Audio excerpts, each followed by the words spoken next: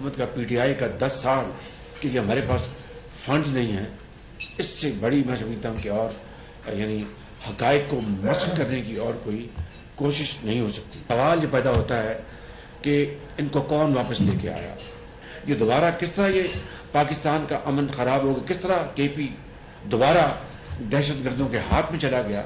और ये बात मैं यहाँ पर बिला खौफ तरदीद कह सकता हूँ कि अगर हमने फिल फॉर हमने फौरी कवि और यानी मुनासिब इकदाम ना किए तो खुदा न खास्ता ये पाकिस्तान के दूसरे इलाकों में दोबारा फैल जाएगा।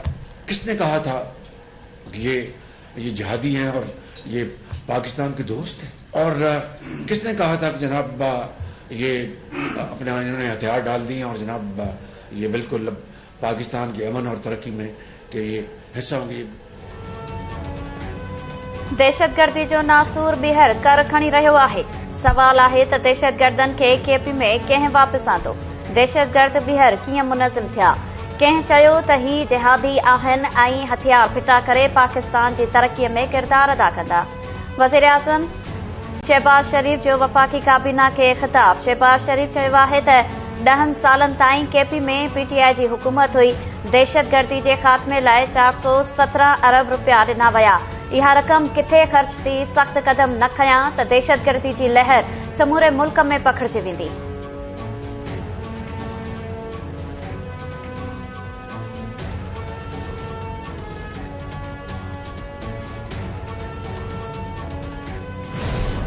क़यामत की निशानी आ गई है। आसिफ जरदारी ने मेरे ऊपर हर्जाना कर दिया, डेफेमेशन कर दिए। डेफेमेशन का क्या मतलब होता है कि मेरी रेपुटेशन को नुकसान पहुंचाया गया है, इसलिए मैं अदालत में जा रहा हूं। आसिफ जरदारी साहब, सबसे पहले जब ये अदालत में केस जाएगा, सबसे पहले वो आपसे पूछेंगे क्या आपकी कोई रेपुटेशन है जो खराब हुई है, उसको नुकसान पहुंच सकता है। इस तरह की दहशत फैलाई हुई है आपने सिंध के अंदर। मैं तो शुक्र कर रहा हूं कि मेरे ऊपर हर्जाना करें आप। और ये जो आसिफ जरदारी आपने जो गेम की है, ये एक स्प्लिटर ग्रुप है दहशतगर्दों का, और मेरी इंफॉर्मेशन इतनी सॉलिड है कि वो उसमें जो मुझे डिटेल्स पता है।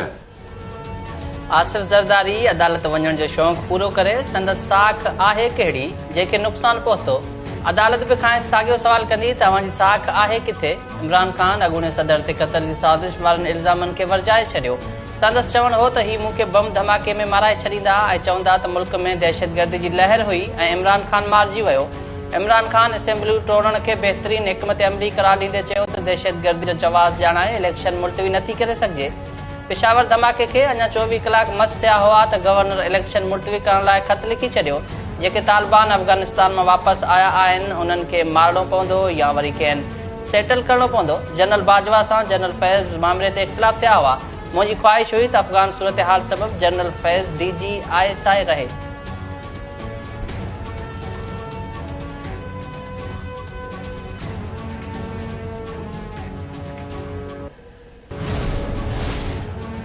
नवाज़ लीग जी चीफ ऑर्गेनाइज़र मरियम नवाज़ चयो आहे त इमरान खान हुकूमत वेंदे ॾिसी IMF सां मुआहिदो ख़त्म करे मुल्क खे तबाहीअ कंधीअ ते पहुचाए छॾियो।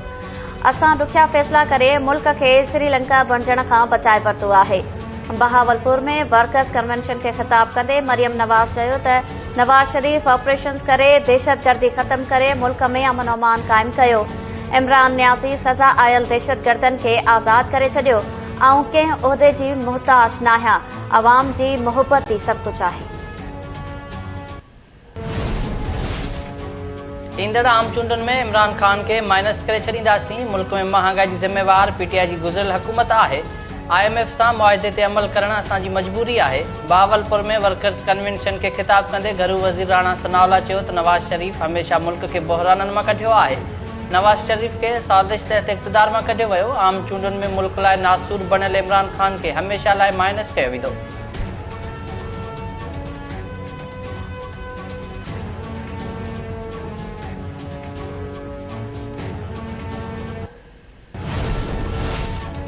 खैबर पख्तूनख्वा में अमन अमान जी सूरत हाल ख़राब आहे।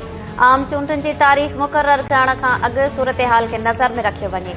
केपी जे governor Ghulam Ali election commission खे ख़त लिखी छॾियो। गवर्नर चयो त पेशावर सान्हे खां पोइ केपी जी सूरत हाल ठीक न आहे। कानून लागू कंदड़ इदारनि सां गॾु सियासी पार्टीज़ जा मुशावरत कई वञे।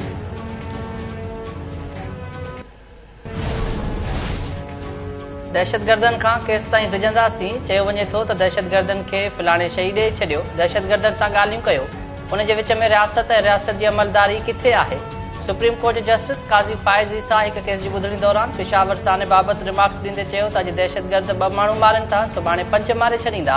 ख़बर न आहे असां कहिड़े मुआशिरे में रहूं था। हिक जज दहशतगर्दी बाबति रिपोर्ट ॾिनी, उहा रदी जी टोकरी में उछलाई वई। हिक जज खे मारियो वियो, कंहिंखे परवाह ई न आहे।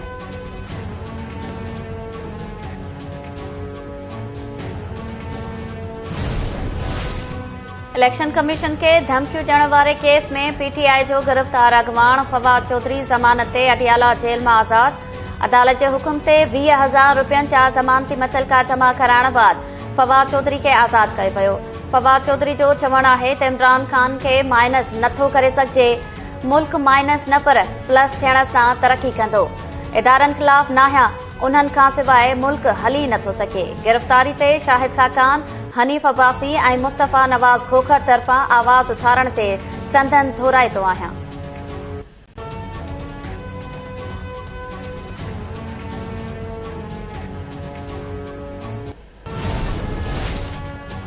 मरियम नवाज़ के पार्टी जो चीफ ऑर्गेनाइज़र मुक़रर करण ते नून लीग में इख़्तिलाफ़। शाहिद खाकान अब्बासी नून लीग सीनियर नायब सदार तां इस्तीफ़ा ॾेई छॾी। शाहिद खाकान अब्बासी चयो त 3 साल अॻु नवाज़ शरीफ़ ते वाज़े करे छॾियो हो त मरियम नवाज़ खे सीनियर उहिदो ॾिनो वियो आहे, पार्टी में रहणु ॾुखियो थी वेंदो। जनरल बाजवा के 3 भेरो मुलाज़मत में वाद ॾियण लाइ मुंहिंजे पारां लॉबिंग वारनि इल्ज़ामनि में सदाकत न आहे। मरियम नवाज़ जे तर्जुमान मोहम्मद ज़ुबैर शाहिद खाकान जी इस्तीफ़ा जी तस्दीक़ करे छॾी।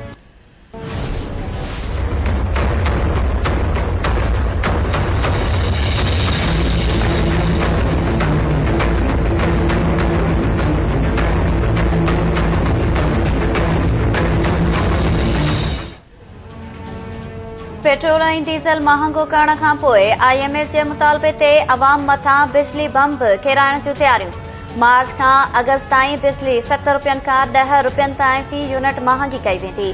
नाणे वारी विसारत मूजिब IMF ऐं पाकिस्तान विच में तवानाई शोबे में सुधारण ते ॻाल्हियूं थियूं।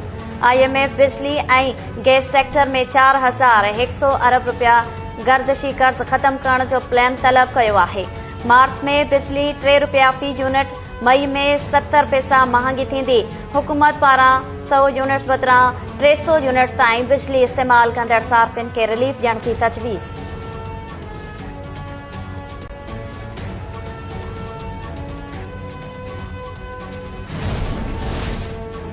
पंजाब पुलिस जो अॻूणे वॾे वज़ीर चौधरी परवेज़ इलाही जी गुजरात वारे घर ते छापो, कमरनि जी तलाशी वरिती वई। मुलाज़िमनि खां बि पुछा ॻाछा। पुलिस मूजिबि छापो चौधरी विजात हुसैन जी गिरफ़्तारी लाइ हयो वियो। चौधरी परवेज़ इलाही छापे खे इंतकामी कार्रवाई करार ॾींदे कानूनी कार्रवाई जो ऐलान कयो आहे। मोहनिस इलाही चयो त पुलिस बिना वारनि जे घर ते चढ़ाई कई। पुलिस जूं 25 गाॾियूं त सम्झ में अचनि थियूं। कार्रवाई दौरान पुलिस सां गॾु 2 वीगो गाॾियूं छा करे रहियूं हुयूं।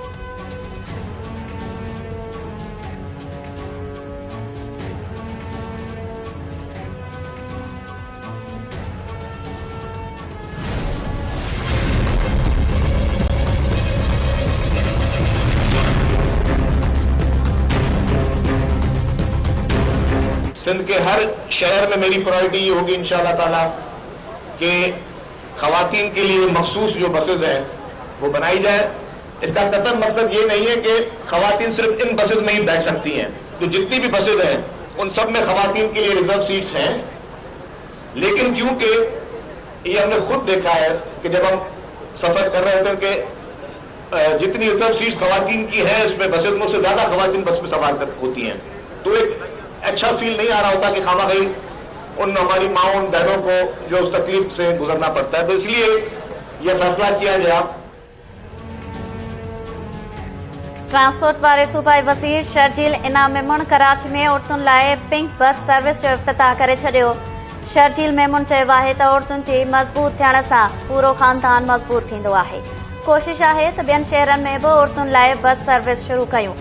औरतुनि लाइ ॿियनि बस सर्विसिस में बि मख़सूस सीटूं आहिनि।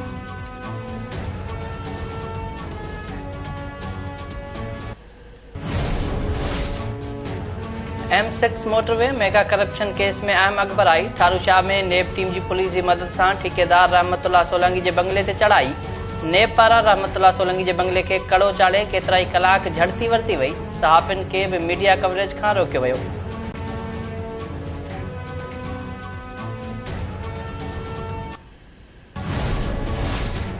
कराची जे पाक कॉलोनी में बड़ा बोर्ड पट गाड़ी ते firing, builder Mohammad Lakhani driver समेत जख्मी।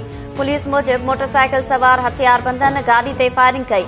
जख्मी मोहम्मद लाखानी ऐं संदसि ड्राइवर खे अस्पताल मुंतकिल कयो वियो। वॾे वज़ीर मुराद अली शाह वाक़िए जो नोटिस वठंदे IG सिंध खां रिपोर्ट तलब करे वरिती।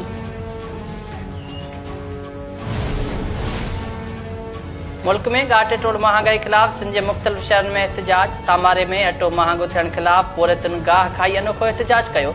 जेकोबाद में चुंगची ड्राइवरनि ऐं मज़दूरनि गॾह गाॾनि में रक्षा ॿधी एहतजाजी मुज़ाहिरो कयो। लाड़काने ऐं नौशरो फिरोज़ में बि महांगाई खिलाफ PP शहीद भुट्टो जे सॾ ते शहरी रोडनि ते निकिरी आया।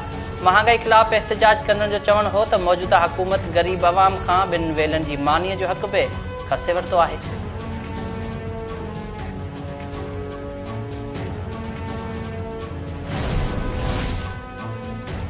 मेरापुर जे वार्ड नंबर 1 में नौजवान बेदर्दी सां क़तल। गलो कपियल लाश हथ। पुलिस सुनील कुमार मारवाड़ी जो लाश तहवील में वठी अस्पताल मुंतकिल कयो।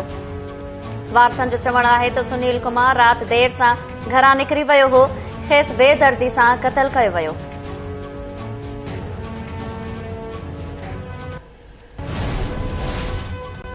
घोसपुर वेझो गढ़ी तेगो जे कचे में धनारनि खां 25 रिडूं फुर मज़ामती हथियारबंदनि 3 धनारनि खे ज़ख़्मी करे छॾियो। हथियारबंद 3 धनारनि हाशिम लालू उर्फ इमदाद ऐं सिराज खे ज़ख़्मी करण बाद रिडूं काहे विया। फुरवा के बाद ओगाही बिरादरी जा माण्हू बि हथियार खणी निकिरी आया। इलाइक़े में छिकताण वारी सूरत हाल। मीरपुर ख़ास में इंतजामिया जूं अवामी शिकायतुनि ते पेट्रोल पंप्स ख़िलाफ़ कार्रवाई। वधीक अघ वठण ऐं माप में खोट जे इल्ज़ाम हेठि हिकु पेट्रोल पंप 4 पंप्स जे मालिकनि खां बि ॾंढ वसूल। New town station road Jarwari Shah Mirwah road ते क़ाइम पेट्रोल पंपनि खां ॾंढ वसूल कयो वियो।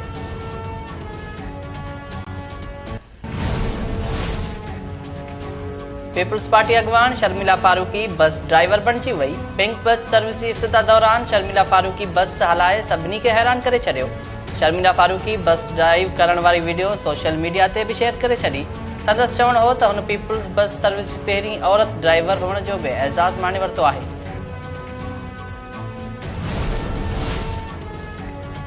ईरान में रोड ते डांस कंदड़ जोड़े खे 10 साल कैद जी सज़ा।